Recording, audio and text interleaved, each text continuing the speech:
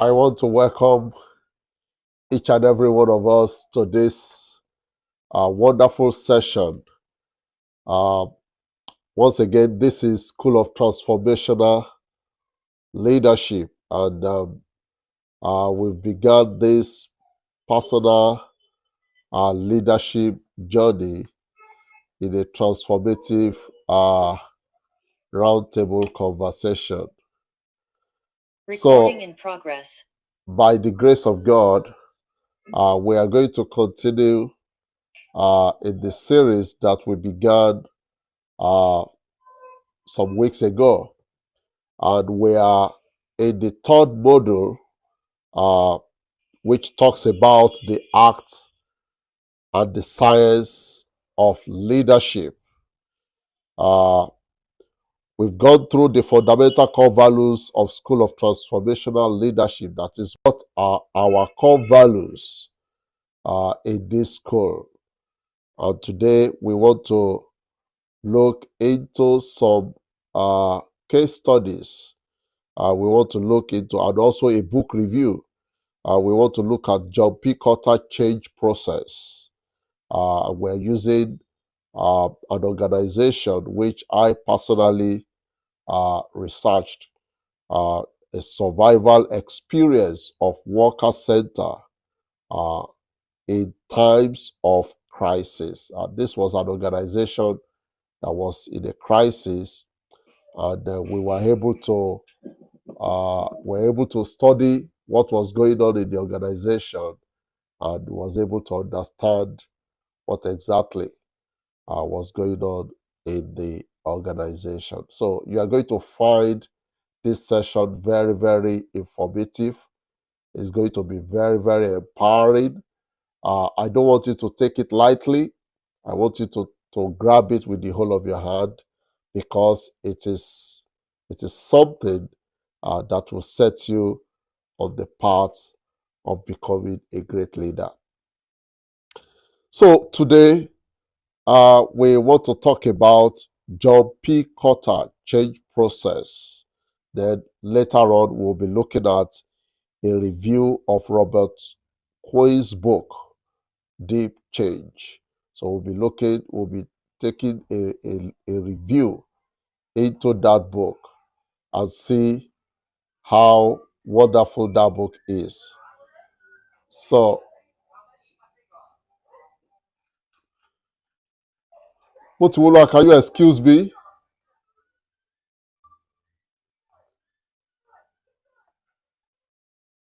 Sorry about that. So, we are going to be taking John P. Kotter Change Process, a survivor experience of worker center in times of crisis. I want to believe we've all gone through this the material that I sent to us earlier on, about 2 weeks ago or thereabout. It is very important that we have gone through it, so that it will be easier for us to flow together as we look into what we have for today. So I want to begin by asking, maybe you want to answer it in a layman's language before we now begin to look into the experience that they have in Worker Center Ecumenical Exchange. Now, what should you do when you realize that your organization is failing and about to be put out of business? Naturally, what should you do when you discover that the organization you are working with or you are working for is about to be put out of business? What should be your natural reaction? What should you do? You are free to respond. You can, if you want to put it in the chat, that's also fine. But I will prefer we interact, so that it will make our job to be very good. Somebody said she can't hear anything. Can you hear now?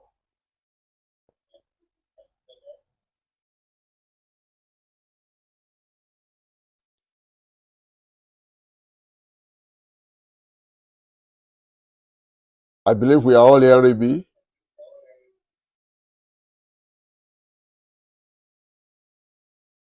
Can we all hear me?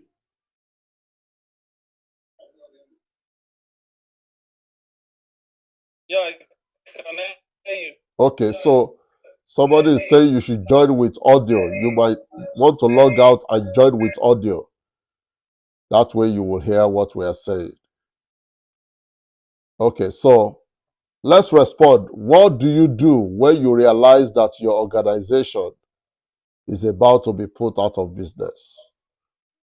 We have to be very fast so that we don't waste time Good unnecessarily. afternoon. Thank you. Good afternoon.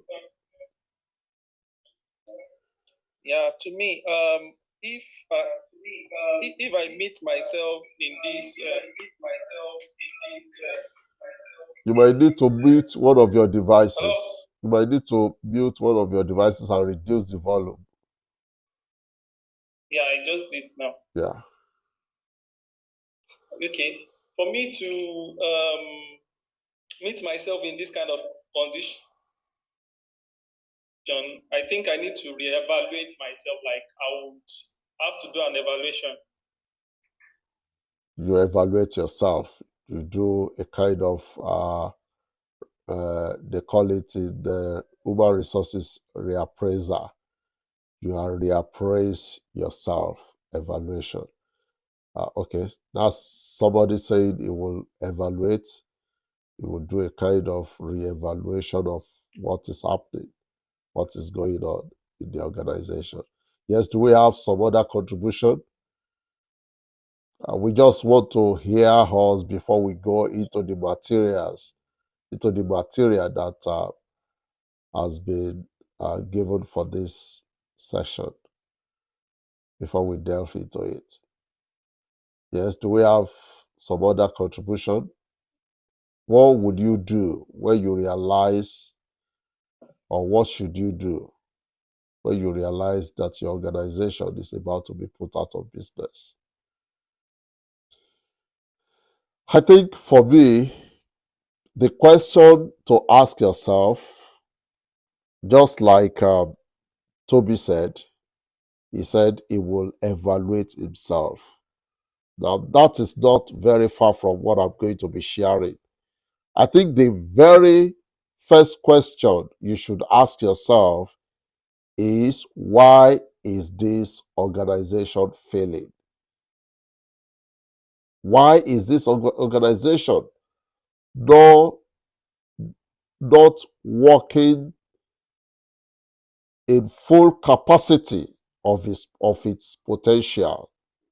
That is the question that you should be asking yourself. Now, if you look at that question that I've just asked now, you will discover that it does sound like you are about to plot a strategic direction for your organization. That is what it sounds like. And if you've been part of the strategic leadership lesson, you will understand that this is one of the questions that you ask yourself as a strategic leader.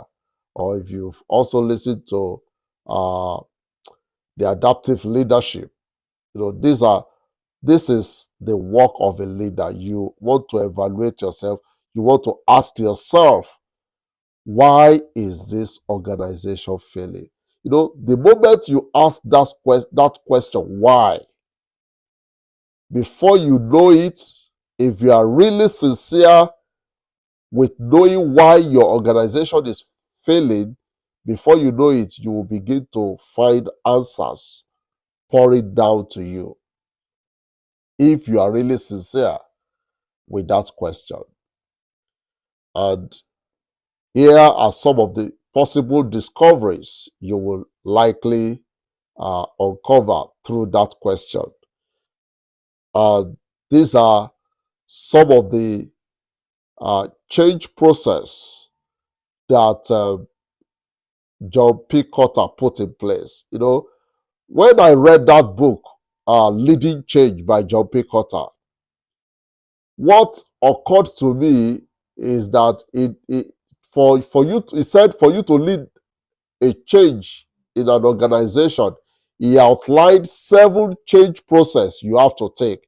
And I suddenly discover when you take those 7 change processes and flip it and ask yourself, why is the organization failing? You will suddenly discover that the reason why the organization failing, your answers to those questions are the solution to the change that you want to implement in that organization. And these are some of the discoveries you will discover as you begin to ask that question. You will suddenly discover that there is complacency in the organization. People don't care. People are becoming very sloppy to work. There is lack of sense of urgency in the organization. That is one of the things you will discover. Another thing you will discover is that you will discover that there is a lack of powerful guiding coalition. That means people are not driving towards achieving the same objective. You will begin to see people pulling away from the mission and the purpose of the organization. They are not working in the path of achieving the goal of the organization. So there is lack of cooperation among the employees, among the workers. That is another thing you will discover. Another thing you will discover by asking the question, why is this organization failing, is that you will discover that there is perhaps a lack of vision. You see, wherever there is no vision, there can never be motivation. Where there is no vision, people will never be motivated to do great things. So when there is lack of vision, it could result into one of the reasons why an organization is failing. Another thing could be poor communication system. When the flow of communication in the organization is not very smooth, is not very dynamic, there is obstacles, there are hindrances towards the flow of communication network within the organization. It can be one of the reasons why an organization is failing. When there is no proper way to communicate the goals, the objectives, and the aspiration of the leaders in the organization. Another thing could be financial obstacles, which of course will be blocking the execution of new vision. When there is no finance to execute business, it could also be a reason why an organization is failing. Let's face the reality. There is no organization that can survive without finance. You can't. There is no way you want to do it. You need sufficient amount of financial resources to be able to pull off any goal or any dream off the ground. I'm not saying finance is everything, but you do need a substantial amount of financial strength for you to be able to pull it through. So, financial obstacle that is blocking the execution of the vision of the organization could also play a role in the reason why an organization is failing. Another thing could be lack of appreciation for small organizational ways. You see, when you are in an organization and you have a group of team members working with you in that organization, and maybe you are able to put up, you are able to accomplish some goals, you are able to finish some tasks, and as a leader, you are not interested in celebrating and appreciating those who have contributed, to those small wins. It could demoralize the people. it could dampen the spirit of the team members. So you have to learn how to appreciate the small wins. They may look small, but they are important. It is the combination of those small wins that result into big wins.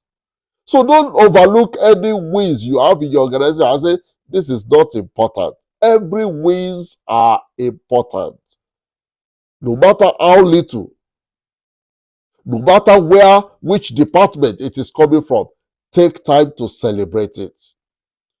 When you don't celebrate people, you don't acknowledge people's extraordinary efforts that produces results, it is going to affect the success of that organization in the long run.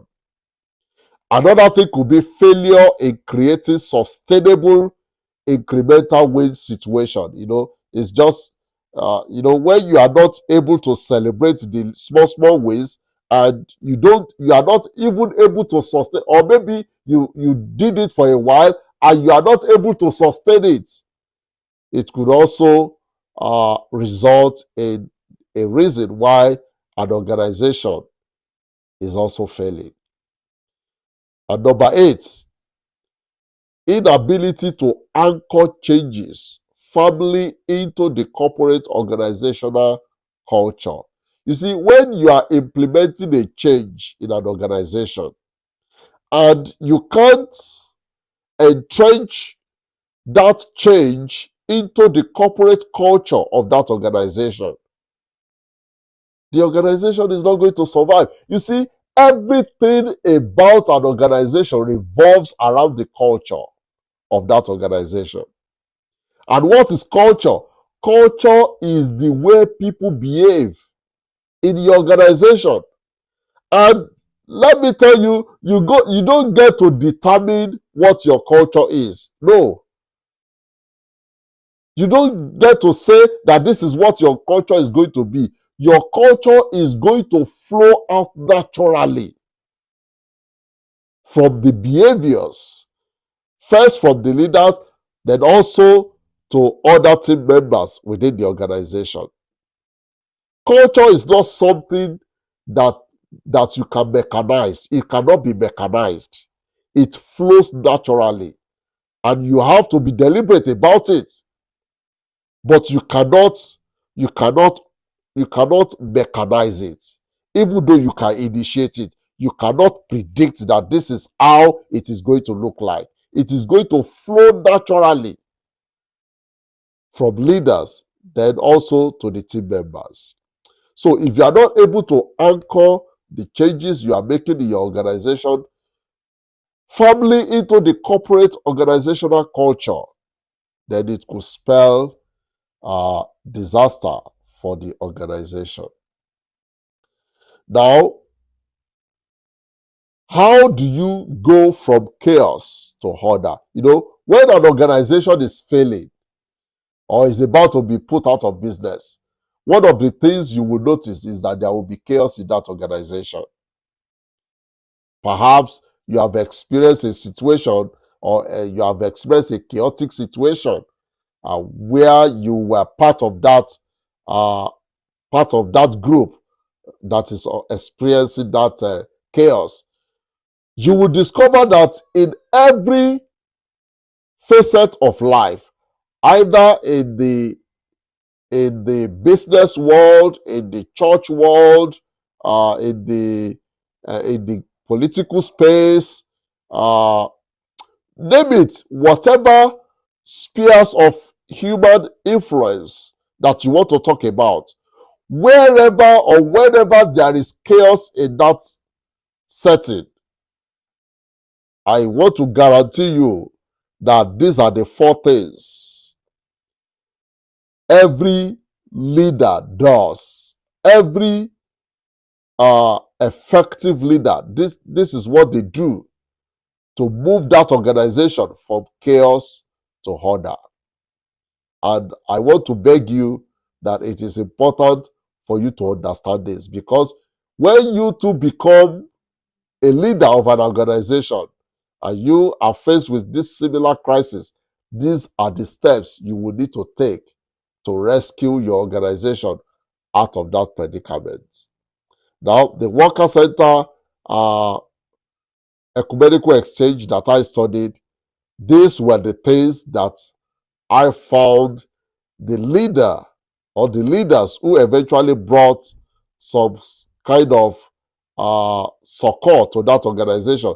These were the things they put in place. And I have found it to be true of every organization that is going through a moment of crisis. Now, to go from chaos to order, this is the first thing you must do. You have to lay off disgruntled and inefficient workers and retain the good ones. Listen to me, this happens all the time. Check it, check any organization. When a bank takes over another bank, believe me honestly, some staffs are going to go. Some are going to be retained. So that is the law of moving from chaos to order. You want to disengage all the staffs that are disgruntled, that cannot buy into the vision of the organization, and all the inefficient workers that are only bleeding the resources of the organization. You want to disengage those workers from your organization. And that is the first thing to do. Even, I've told you I love to watch soccer. When they bring a new coach into a football team, check it all the time. This is what they do. They flush out some players whom they believe are not happy with the system of the organization or the system of the team, or some ineffective players. They sell them off, and they buy new players. They recruit new players. They might even recruit new the backroom management staffs. This is very, very important. And you can also believe me, there are some team members that will still be retained. It is not every team member that will be sacked or that will be disengaged. Some will definitely be valuable to the organization. So you want to keep that in mind. Now, the number two thing you must do, which I have also been saying, is that you must recruit other key personnel who can bring dynamism and productivity into the workplace. You lay off disgruntled and inefficient or ineffective workers, and then you recruit those who can bring in productivity, who can increase your performance, the organizational performance into the workplace. You recruit such key personnel, and that is the way every organization does it all the time. Number three, moving from chaos to order, then you will need to prioritize work schedules for staff and assign work to them based on their strength and capability. Don't say because staff A loves to do work, a lot of work, you now begin to assign assignment, or you now begin to assign work to him that he does not have capability for. You see, it is always in the best interest of your organization and in your best interest as a leader and in the best interest of your worker to always ensure that you match your worker with work that they have capability for. If you are not matching your team members with what they are capable of doing, your organization will be losing, the staff will not be happy, and you as a leader, you will become unproductive. So you always want to match your talents with the best. You want to match your talent with the best job opportunity that you have within the organization. Another thing you want to do, which is number 4, to move from chaos to order, is that you must have efficient operational procedure or procedures in place for the day-to-day running of the organization. You see, there is always a better way of doing things. You see, for the fact that you are doing certain things a particular way and you are achieving a particular result does not mean that that is the only way to get it done. You always need to think and rethink of a new way of doing things. And that is why it is important for you to organize your workplace in such a way that the operations of activities within your organization is not just effective, but it is also efficient. You want to ensure that the operational procedure is both efficient and effective so that your organization will continue to survive.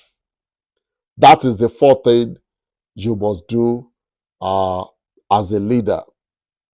And that is what I found the 2 co-executive director of Worker Center. That is what I found them doing when I was researching that organization. Prior to these 2 co-directors, who they are eventually, actually they were husband and wife. Prior to their employment as the co-executive director of Worker Center, there have been 2 prior leaders that were engaged, but they couldn't pull it off. They couldn't produce the result that the board of trustees were expecting. In fact, they even put the organization in a serious problem because they put them in such a problem that people had to sue the organization, and the little resources they have in that organization was being used to pursue cases in the court. And you don't want that to happen to you.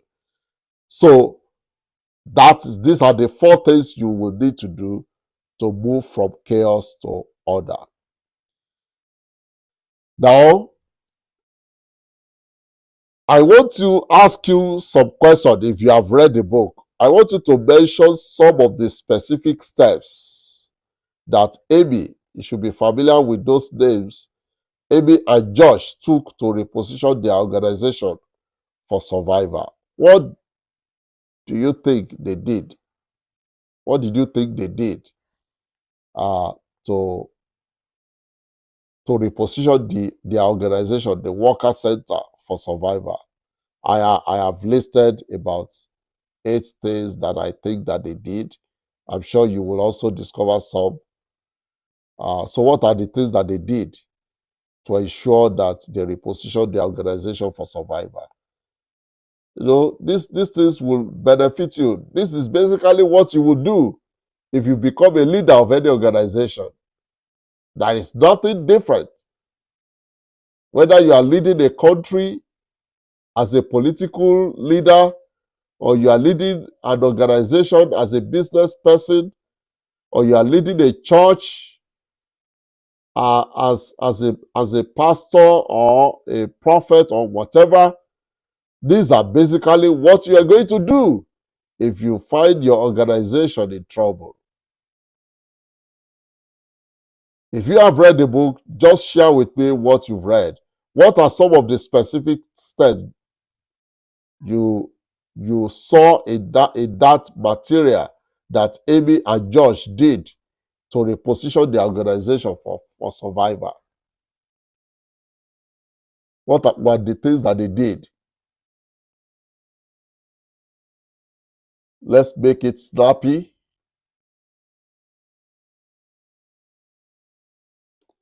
The beauty of this session is that we really interact. That is the beauty. Okay. For me, deep change is the acknowledgement that nothing changes unless people change. I think they have to take a personal look into their self first. Yeah. And they tend to know that if an organization is to go forward, people won't change unless the person involved are changed. Yeah. The leader. Are you there, sir? Yeah, I'm there. Yeah, I'm following. I'm following you. So go ahead.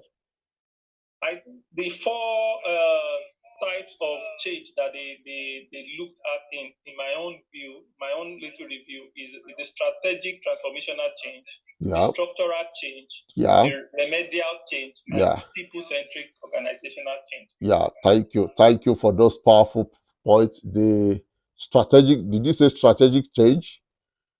The structural change? Strategic transformational change. Strategic transformational change, structural change, remedial change, and the people-centric,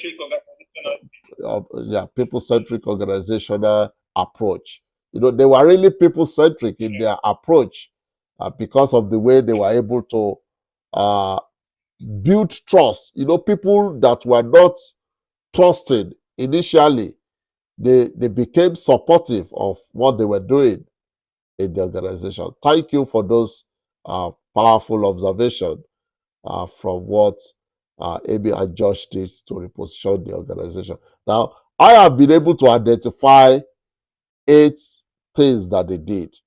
Number one, you will find some of them in what Toby have just shared with us. Number one, they had proper organizational structure in place with employees knowing whom they are responsible for. You know, one of the things that they did was to do division of labor between the two of them. The wife was facing certain department of the organization while the husband was facing the other aspects of the organization. So they had proper organizational structure such that the employees know whom they were responsible for.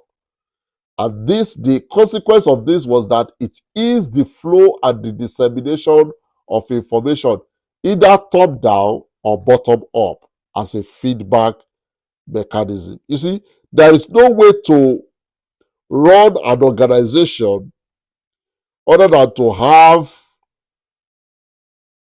people know who they are to report to.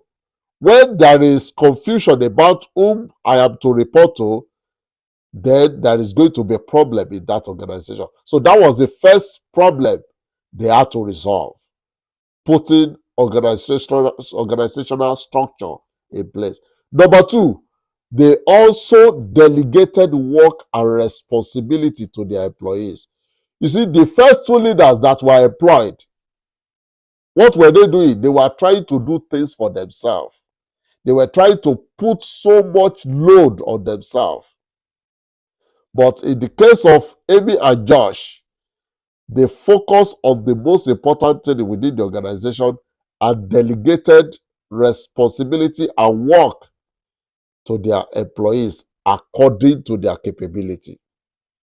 Another thing they did to reposition the organization for survival was that they focused more on strategic thinking and future direction of the organization rather than focusing on what are we going to do today. They were not just in the present, they were also looking into the future. Another thing they did, which is number 4, was that they tried their best to motivate the workers through incentives and work benefits. Initially, there were so many workers that, in fact, there was one of the workers that told me that initially when they were employed, she was very skeptical of them.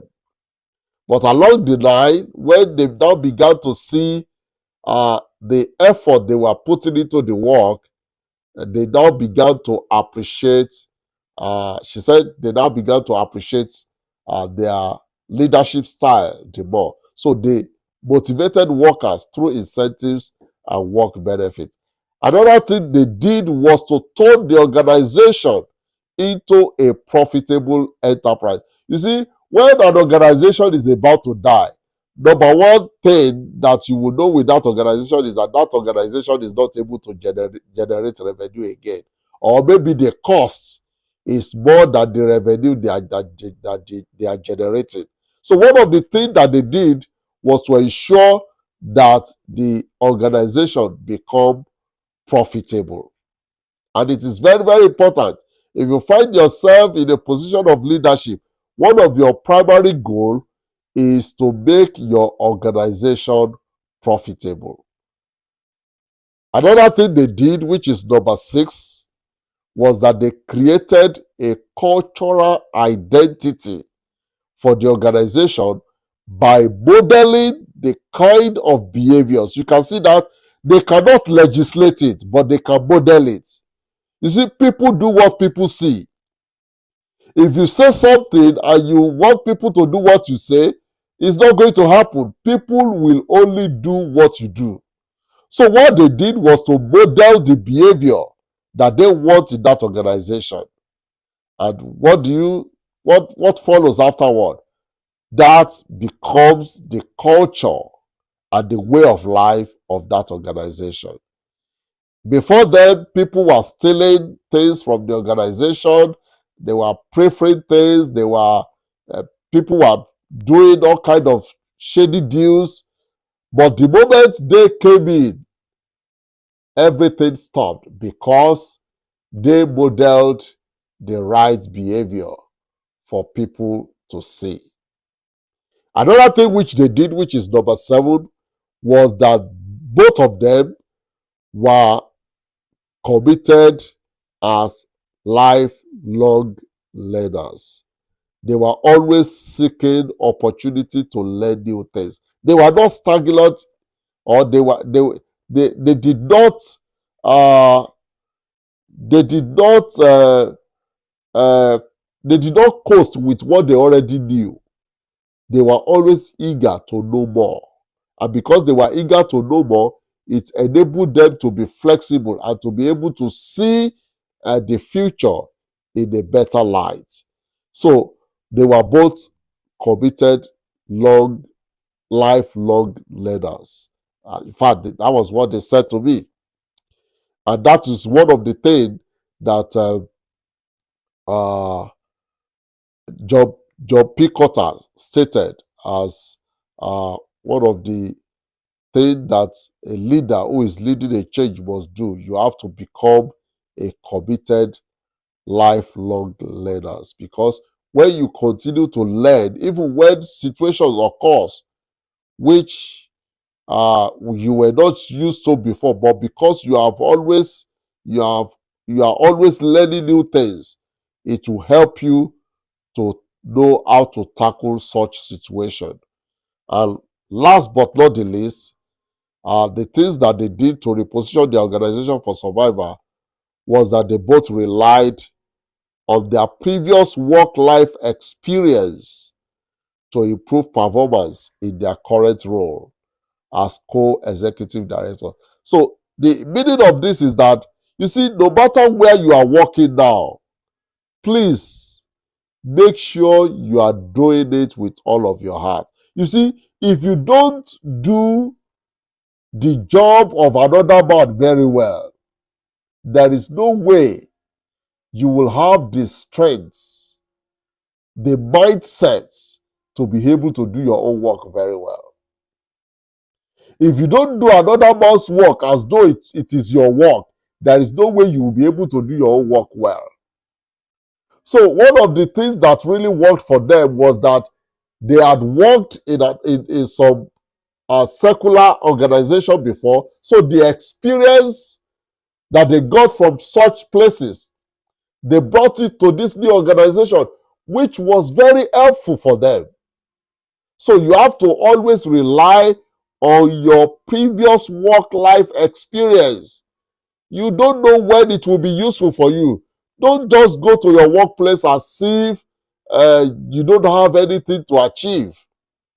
Always go with a mindset that what I'm going to face today, or what I'm going to confront today is going to be useful for me in the future. That is the mindset we should all have as we as we as we forge ahead in our career path in life. So I think we've come to the end of the first case review, which is on John P. Kotter Change Process, the survival experience of worker center in times of crisis. So if you have any question, maybe from the reading that you want to ask from me, please go ahead and do so now before we move to the next one, which will be on a review of Robert Quay's uh, Deep Change. So we will go into that in a moment.